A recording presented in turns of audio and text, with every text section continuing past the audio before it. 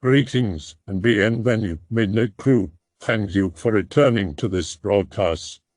And welcome to new viewers joining us for the first time. If you like a video, then feel free to subscribe. Mythology and folklore of the oak. Throughout the major cultures of Europe, the oak tree has been held in high esteem.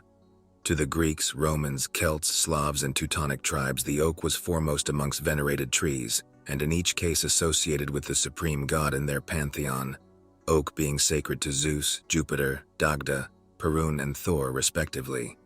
Each of these gods also had dominion over rain, thunder, and lightning, and it is surely no coincidence that oak trees appear to be more prone to lightning strikes than other trees, whether because of their wood's low electrical resistance, or the fact that they were frequently the largest, tallest living things in the landscape. The Druids frequently worshipped and practiced their rites in oak groves. The word Druid was probably a Gaelic derivation of their word for oak duir, and meant men of the oaks. Mistletoe, probably the Druids' most potent and magical plant, frequently grew on oak trees, and its presence was believed to indicate the hand of God having placed it there in a lightning strike. Ancient kings presented themselves as the personifications of these gods, taking on the responsibility not only for success in battle but also the fertility of the land, which relied on rainfall. They wore crowns of oak leaves, as a symbol of the god they represented as kings on earth. Similarly, successful Roman commanders were presented with crowns of oak leaves during their victory parades, and oak leaves have continued as decorative icons of military prowess to the present day. Oak leaves' connection with rainfall also survived in more recent folklore in a variety of similar rhymes about which trees' leaves appeared first, such as the Irish saying, "If the oak before the ash, then we'll only have a splash. If the ash before the oak, then we'll surely have a soak." The spiritual appreciation of oak did not cease with the advent of Christianity, however, although many oak groves were supplanted by early Christian churches. Saint Columba was said to have had a fondness and respect for oak trees, and to have been reluctant to fell them, though his early chapel on Iona was constructed of oak from the nearby Mull oak woods. Saint Brendan was divinely inspired to use oak boards instead of traditional hides to cover his coracle, which legend says may have carried him to the New World some 1,000 years before Columbus. It was also favored for its strength and durability in the distinctive Tudor timbered houses, and artists used its even-grained honey-colored beauty for carving and turning. The bark was valued by the leather tanning industry for its high tannin content, and large amounts were sent from managed oak woodlands in the northwest of Scotland to Glasgow for this purpose during the Industrial Revolution. The bark would also yield a brown dye, and oak galls gave the strong black dye from which ink was made. A tonic derived from boiling the bark was used to treat harness sores on horses. Perhaps because of the oak's size and presence, much of its folklore concerns specific individual oak trees. Many parishes used to contain what became known as the gospel oak, a prominent tree at which part of the gospel was read out during the beating of the bound ceremonies at Rogantide in spring.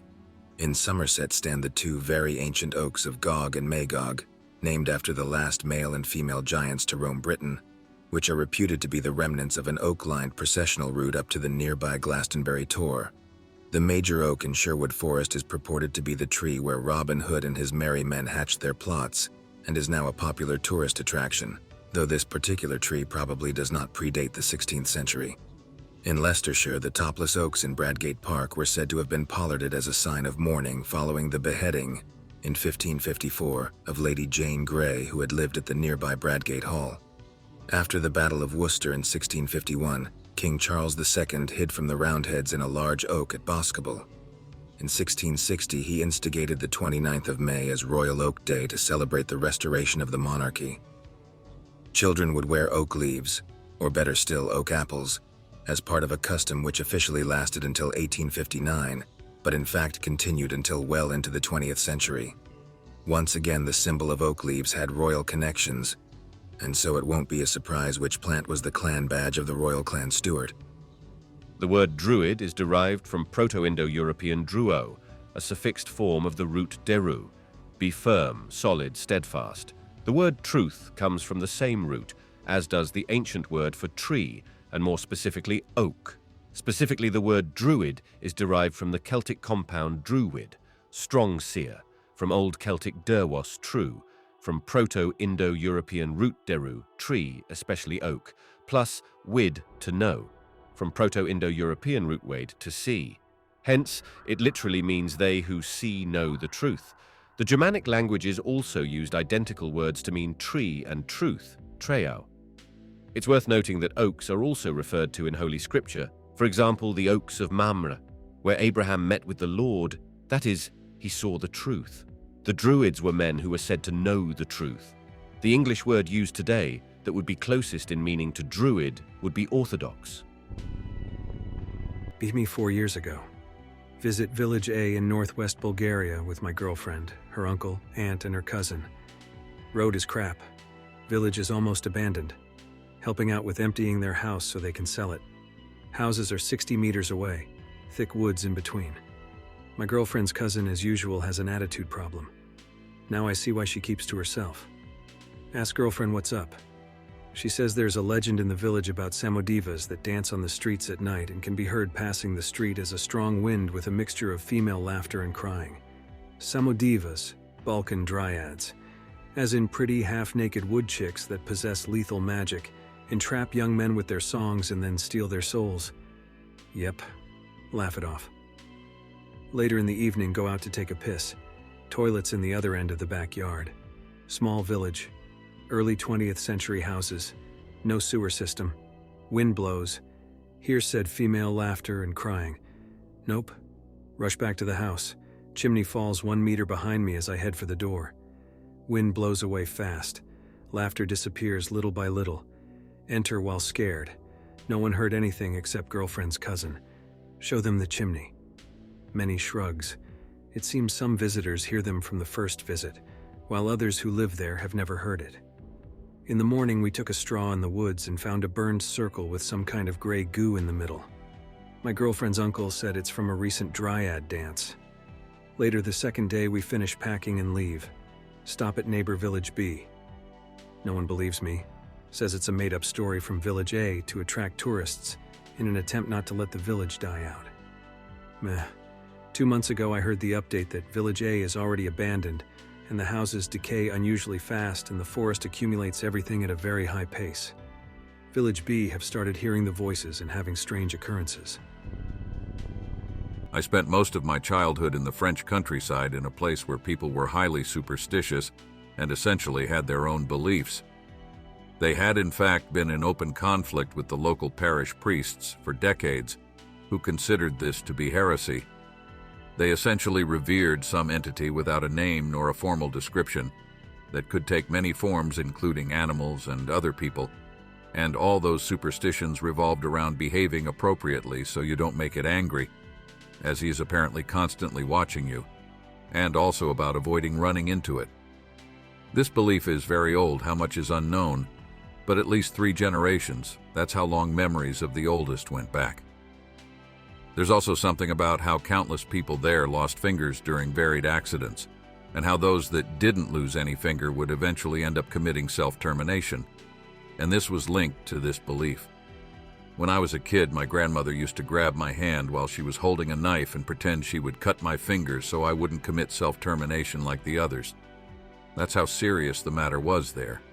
There are so many things I almost have trouble talking about it because of how natural it all is to me. I only realize it when talking to people and see how different my vision of things is. Here in Argentina, we have the Pombero. It's a brown, hairy, muscular man with small arms and big feet. He's the protector of the hills and valleys. He can be friendly and can be your personal protector if you offer him tobacco for 30 nights. However, he can become angry if you whistle at night, scream his name, or try to simulate his whistling. If you anger him, he'll haunt your house, kill your crops and tamed animals, beat your family, impregnate your wife, daughters and sisters, and steal your babies. Live around old establishments of Navajo dwellings. Find pottery and arrowheads, as well as red mounds of burial plots. There's an old wall built on the edge of a mountain overlooking our home. One day I'm walking alone and found a human skull on an eroding mountainside. Parents tell me of caves in the canyons where Navajos were smoked and suffocated during the attacks back then. Supposedly lived near Skinwalker Mountain where a Navajo spirit laid her bear pelt. so there's lots of people talking about coyotes and dogs that talk funny and kill things. Found animals' ribs nailed into a pine tree. Then there's the horse that goes around town and lays down on roads to cause accidents. People who are able to imitate baby crying and dog barking to make people leave their homes, then pelt them with rocks. There's not really a lot of talking about spirits or monsters, just people who do bad things in bad ways. Brit here. My grandma would always tell me stories about the old English pagans that lived here before Christianization. Their ceremonies would always involve sacrifice, blood, and weird cultish chanting aligned with music. Said you could hear them scream and rave occasionally in the woods. One day, me and my brother went out walking in the fields at twilight. I tell my little brother we're going to sit as watch the rest of the sun set over the fields from a vantage point we're at. To the left of us is a massive old patch of woodland, untouched since the Roman times. The local people said that several Roman encampments had been made in the woods, and that they would pan for iron and build massive fire pits to smelt said iron within the woods. My brother is really reluctant about staying. We sit in silence and start hearing the distant sound of a drum beat coming from the woods. Start hearing mild chanting. Both of us freak out and ask the other whether we're hearing the same thing. It's getting louder and wilder as time goes on. Feels like it's coming closer and closer to the edge of the woods. It's getting seriously dark now, and the walk back home is about 20 minutes long. We bolt it and run the entire way back, tripping over barbed wire and scarring my brother. Anything to escape the pagans. Elemental spirits are beings who are the consciousnesses of trees and rocks and so on. Everything in nature has a corresponding elemental spirit. An elemental spirit is brought to light by the interaction of human consciousness with something in nature. For example, by a human paying attention to a tree spirit is brought to light. Would the tree spirit have existed if a human had not paid attention to it? That's a question. People have said that elemental spirits resemble humans. A tree spirit has human-like characteristics. I don't know if that is true or not, though. What is the purpose of humanity? Humanity is a sort of midwife who was created in order to help bring to light the personality of nature. The light of human consciousness helps to animate tree spirits and rock spirits, creating a living community of beings in nature, all of whom have characteristics that are similar to humanity. But it is not only natural things that have elemental spirits. Here is my story /X/. This is what happened to me. If it was all in my head or real, I will let you decide. When I was 8, we took a field trip to the local park. There we gathered some acorns, and the teacher did a float test on them. Basically, the ones that float are discarded, and the ones that sink get planted in the school garden. I was watching, and I noticed one was floating, but not at the surface. It was floating just off the bottom, very much submerged. It still got discarded. But I picked it up because, unlike the others, it had a nice green mark on it, like a small flame. I must have carried that little acorn around for a month or so till my parents took me to the park. It was late fall, and I planted it in a place I thought about when I first saw the little acorn. I don't know what it was about that spot, but I always liked to go there as a child. Years passed. I graduated from university, took my place in society, and failed at it miserably. I was now a broken man of 45 that just recently moved back with his parents. I got a job in that park I loved so much as a kid. I worked as a gardener, cleaning and just basic maintenance. One day while going home, I remembered my favorite spot as a kid and decided to go there. I saw this huge oak tree dominating what was once a small grass patch surrounded by trees. Then I remembered the little acorn I planted. Pretty sure this tree was my tree. I asked to be assigned to that part of the park. It was called Sector 22, and for the better part of 3 years I took care of it like I would have my own child. Loved that massive, strong tree so much. But as a man of 48, I could find no reason to live, so one calm summer night I decided to self-terminate myself. I wanted to die near that tree. I had no friends. My parents were old and we never got along very well, had no love interest or pets. This tree was my only friend. In 3 years as a park attendant, I learned quite a fair bit about trees. I looked over to my tree that I named Will and chose the sturdiest branch I could find. I drank a quarter of Jim Beam and placed a rope around that branch. By now I weigh just under 60 kilos, no way it wouldn't hold. Got up on a chair I also brought and jumped. The branch fell and hit me on the head. I was in shock. How could that huge branch break? I looked at it. There were no worms or rot anywhere. It was healthy and strong. I was at a loss. It looked like it would easily hold a ton or more. I cut up the huge branch in smaller pieces and took it with me in my dad's truck. I don't know why. Just like when I took the acorn as a kid, I just moved on instinct. Back home, I decided to dry the wood and maybe make some things from it. The first thing I wanted to make was a nib holder. I had some skills in woodworking and it came out better than I imagined. Needless to say, I still felt bad about my situation, and a month or so ago I decided to try again. I chose a different tree this time. I didn't drink that night, just in case. As I was getting ready, I saw this young man. He looked about 17 or 19 at most. He was staring at me, crying. Needless to say, I was in shock. It was 1 at night in a part of the park that even in broad daylight never gets any visitors. I didn't want to lose my job, and I started to fabricate an excuse. But before I could start, the young man said his name is Will and pointed to my tree. That was somewhat odd, to say the least. He said he doesn't want me to die, that I'm his friend and he has so much to tell me. Every day after that, when I was at work, he would follow me around. He told me no one else can see him, so I only talked back when we were alone. His company was more than welcomed. He was friendly and spiritual and had such great tales that he told me over the years. I was not sure at first, but with time I started to believe he really was the spirit of my tree.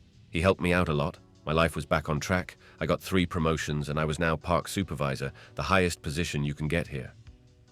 One day he was quiet. So out of character for him, he was usually either talking or singing or both. But not that day. He seemed lost in thought. I asked him what was wrong, and he in turn asked me if I was okay, if I was still thinking of self-terminating myself. I said of course not. Now I had him. He then made me promise to never try and self-terminate myself ever again. I saw this troubled him, and I promised. He then made me promise to remember what I said even if he is not around. I said sure. I never thought much about what he said that day because we were together every day since we met. But sure as day, the day after that he was nowhere to be found. He usually waited for me at the offices of the park supervisor, but not that day. I looked for him at his favorite spots, the little cave near the lake, the front fountain, and finally I went to my tree. I was in shock. The tree was blown to the cinders, and a lightning strike destroyed it in last night's rain. It all made sense now. Why Will was no longer there. Needless to say, I broke down to an ever lower state then before I met him. If you were ever at that point in your life, and someone helped you through it, and then you lost that special someone, you know what I am talking about. I decided to end it.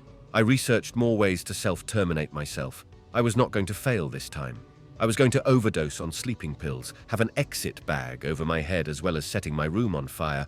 I used a candle that would light it all after about 2 to 3 hours, just in case the other methods failed me. I was not taking any chances this time. I was about to take the 60 or so sleeping pills with vodka when my nib holder, I loved so much and used daily, the one I made from the branch that hit me on the head all those years ago, broke with a tremendous roar, as if a whole branch was being torn open by a strong wind. It scared me and I quickly got out of my chair in sheer terror. When all is quiet, such a loud, unusual noise can scare you half to death. I was looking at the now broken nib holder with awe. It was sitting next to me on the desk. No force was applied to it from any visible source, and even if it were no way such a small thing could make that much noise. As I was staring at it, I noticed someone standing just behind it. Looking at me, it was Will. His eyes were tearing up. He yelled at me. This was the first time I ever saw him angry. He told me I broke my promise to him. He reminded me I told him I would never try and end myself even if he was not around. Seeing him there made me realize just how much I missed him. I ran towards him and hugged him while crying like an old fool. He hugged me back. He was always cold to the touch and had that oak smell to him. It was Will without a doubt. Then he vanished just as abruptly as he had appeared, and I cried myself to sleep that night. The next day, I went over to my tree and gathered all the acorns I could. I germinated them and planted them all across the park, something that I could now do as park supervisor. I was living on for his sake, just losing myself in my work. I even got an award from the mayor for all my hard work. I also made a charm from the old branch, and I was always wearing it around my neck to remind me of Will. More years passed. I was old now, a man of 98 no less, but I felt strong and happy. I could still work, and as the little acorns grew all around me, I started seeing Will again, more and more, and whispers at night in the trees when me and Will would take our walks. The whispers would say, "There goes Papa Will and Grandfather Oak. They are always together." I asked Will what he exactly was, and that I thought of him as a tree spirit at first, but now, since he is here with me long after the tree was killed, I had no idea. Was he a figment of my broken mind this all time? He laughed his joyful, youthful laugh at my ramblings and said I was right. He was a tree spirit back then. But since I was not willing to let him go, he came back as something more. And he promised this time he will always be by my side. Needless to say, hearing that made me a happy man. And I am still happy writing this while he is singing loudly outside. I can hear him. He has a beautiful voice, even though his lyrics make no sense. Hope you enjoyed my little rant. I apologize if I made mistakes writing this. I am German and I taught myself English, not to mention my eyesight is not what it used to be. I just hoped you enjoyed reading my little story, if only a little bit. Now I have to go. I have yet to make dinner for me and Will. I once met a tree spirit. When I was 7, my father, who was in the Air Force, was stationed in Germany. Our family often went to the Black Forest to hike. One day I got separated from my family. I wandered through the woods, trying to find my way back to the trail. I leaned on a tree to rest, and that's when I saw her. She was inhuman, yet beautiful. She had skin like wood, the color of fir bark. Her hair was a coating of green moss. She had huge yellow eyes with tiny black irises. She seemed to be formed of a collection of roots shaped like a person. She took my hand and led me back to the trail. As she walked off back into the forest, she turned and put a finger to where her lips would have been, as if shushing me. I've never spoken about it to anyone. There is still magic in the world. I grew up in Poland. Forest spirits, our equivalent of the Fae, are rarely spoken of in our lore as very hospitable. Most of it concerns luring men to their deaths, offering gifts that are really curses, face-stealing, stuff like that.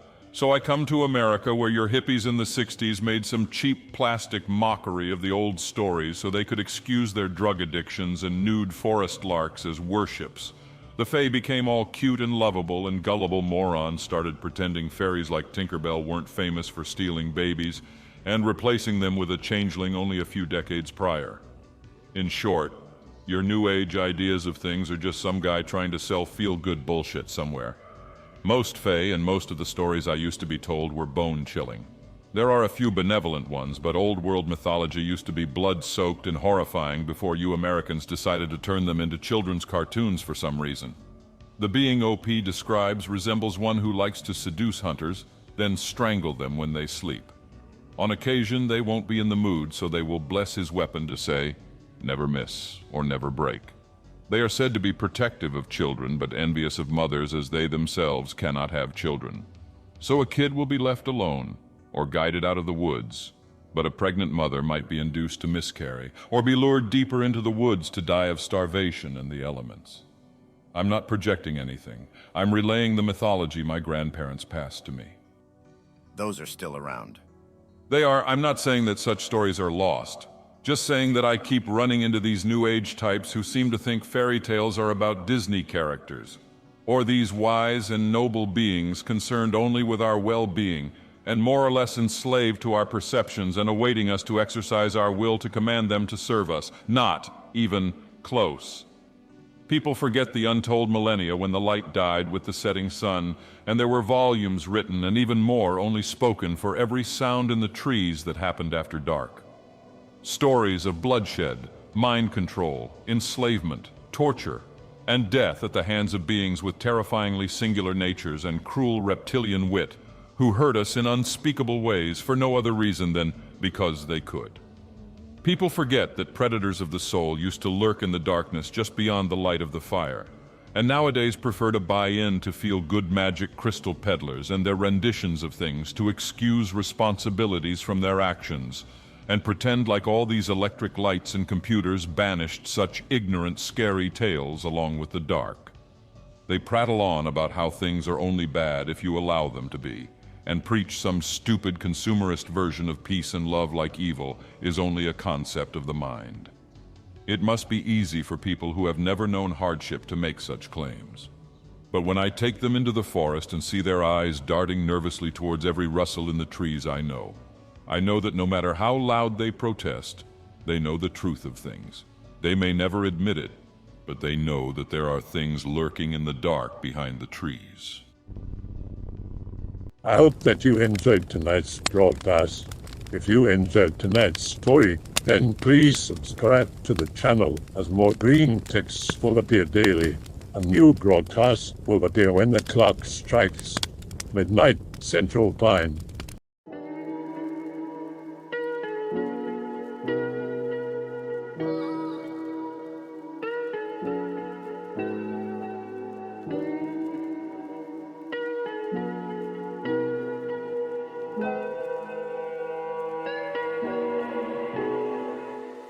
Remember to check out the Odyssey page in the description for a second archive of the channel's videos. There's also a Rumble archive as a backup.